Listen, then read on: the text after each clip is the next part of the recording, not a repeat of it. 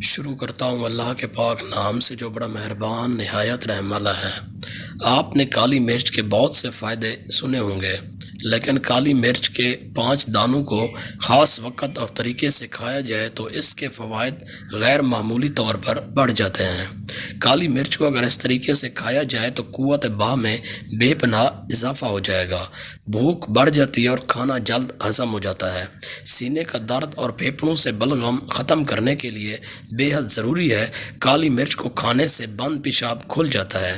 اس کو کھانے والا خراب سے خراب آب و ہوا میں بیمار نہیں ہوتا۔ اگر آپ کالی مرچ کو سفید مرچ بنانا چاہتے ہیں تو کالی مرچ کو پانی میں ڈال کر رکھ دیں، تو جب یہ نرم ہو جائے تو کپڑے کی مدد سے چھلکا اتار کر یہ سفید مرچ بن جائے گی۔ تقریباً تمام بادی کھانوں میں اس کا استعمال ضروری سمجھا جاتا ہے۔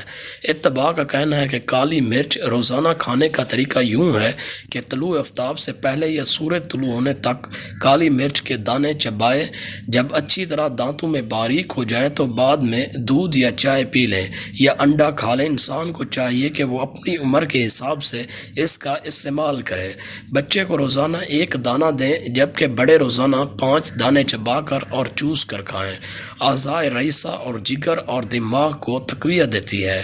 دمہ و کھانسی، زکام اور بد ہضمی میں نہایت مفید ہے۔ کالی مرچ میں غذائی فوائد کے ساتھ ساتھ قدرت نے شفائی خصوصیات بھی رکھی ہیں۔ اپنی شفائی خصوصیات کی بنا پر 70 سے زیادہ داخلی اور خارجی امراض میں اس کو استعمال کیا جاتا ہے۔ کالی مرچ ہمارے ملک میں کثرت سے استعمال کی جاتی ہے۔